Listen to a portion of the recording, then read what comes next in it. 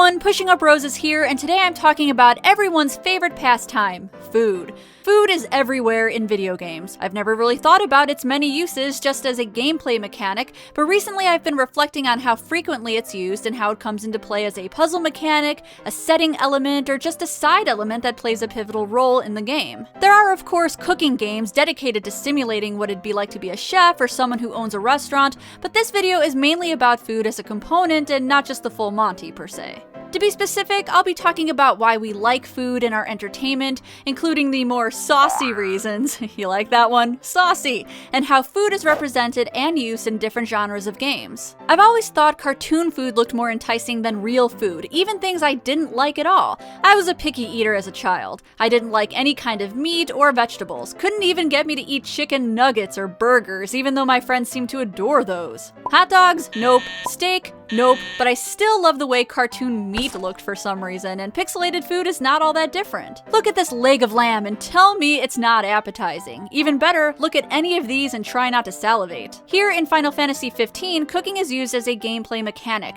You can collect and cook recipes and level up the chef's skill. This isn't a new idea, of course. Games like Stardew Valley have a mechanic where you can collect ingredients for different dishes, and you can level up your cooking skills in the Sims games. Final Fantasy XV took making food look scrumptious to a new level. The game's director says, "Recipes were just one element of the camping scenes, but the catalyst for our obsession was the high quality of food graphics that the camp team was able to create in the pre-production phase. The team was so intent on making realistic food that they cooked up the meals and took photographs for the artists to reference. It also plays a significant role in the Yakuza games, learning about it, cooking it, consuming it, and Jesus Christ, this food also looks delectable." Of course, different cultures have different attitudes on food and how it should be represented in entertainment. Japanese games take inspiration from how food is designed in their movies and makes them look, well, nearly sexual. It's a little weird to conflate those two things, food and sex, but when you think about it, it makes perfect sense. Food is universal, we all have to eat, and the majority of us like to eat.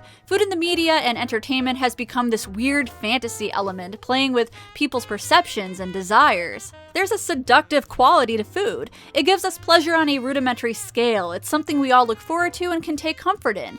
But not only that, because some foods have arousing shapes and appearances, entertainment can get away with making sexual references and being raunchy without being too explicit. Think about how many times we've used bananas to portray a penis, or melons to represent breasts. It might still be vulgar, but it's acceptable because it's food. And sure, I might be stretching by saying the intent of using the food in these games is purely erotic, but I do think designing it to look this appealing does elicit mental arousal and excitement in similar ways that sex does. Final Fantasy's director also said that the imagery of food you see in the game is inspired by meshitero, which is similar to the English term of food porn, so there's some intent here. I can't look at these images and not feel slightly teased, let's just put it that way.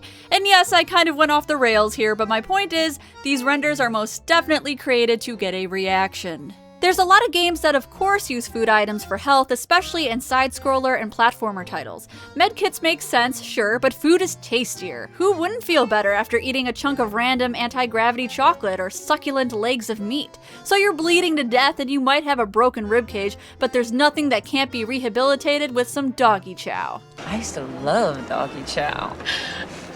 I used to love doggy chow too. To be honest, this is something I've never looked at as unusual. Even though it does make more sense to find a med kit for health, food just seems to fit the bill when it comes to fantasy, and it's not weird at all. Except when it's weird. I'm not sure I can justify eating full meals that have come from the trash, but whatever brings up your health bar works, I suppose. My favorite way of implementing food in a video game doesn't have anything to do with health or leveling up a cooking skill. It's using it as a puzzle element in inventory object adventure games. Have you ever noticed there's a perverse amount of food in these things? Why? Well, my theory kind of ties into why we just like seeing food in general. It's easy to recognize and it has an evident function, eating. One could say that food puzzles are easy to digest. Because food is so familiar to everyone, it's easy to design. With very few colors, you can have a piece of cheese, you can have a piece of bread, you could have fruit, mutton chops, pizza, and lean corned beef sandwiches. Interestingly, food seems to have a versatile use in adventure games. For example, you might think this is a pie, but you'd be wrong. This custard pie is in fact a projectile used as a weapon to defeat a menacing Yeti. And check out all this food from Space Quest 6. It looks like a feast to end all feasts, but no, not for consumption. All of these items are used to create a life-size decoy of yourself. One of my personal favorites is this puzzle from Quest for Glory 5, another game that has fantastic looking food, by the way.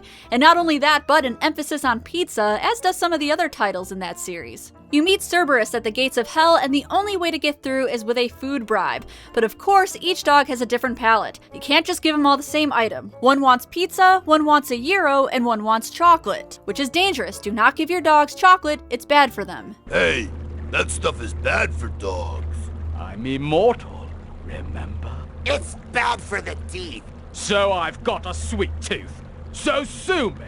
As expected, puzzles that contain food are easy to mess up because you can just eat the item. I know this seems very counterintuitive. Food is meant to be consumed, and yet here you are with a huge mutton chop in your pants. It's probably going bad, starting to smell of sweaty tube socks with a faint note of burnt football. And yet, you carry it for hours on end, through long, treacherous journeys, not eating it, but instead giving it to an eagle or an evil wizard or throwing it at a man-eating dog.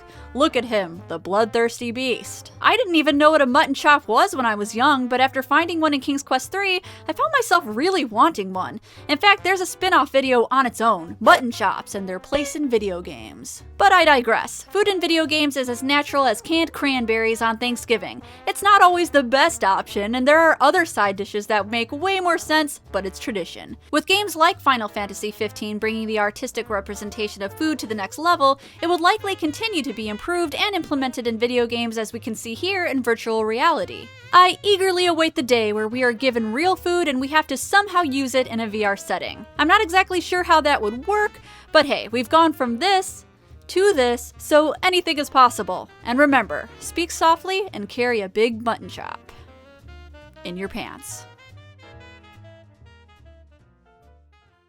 Hey everyone, thanks for watching my video about video game food. I hope it left you desiring a leg of lamb or a piece of bread, I guess. I cover all kinds of different ideas on my channel, so be sure to subscribe, leave a comment, check out my social media, and click on those fancy annotations I left for your contemplation. Thanks again, and I'll see you guys in the next one.